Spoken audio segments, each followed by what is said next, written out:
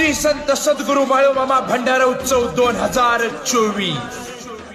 दिनांक 5 एप्रिल 2024 रोजी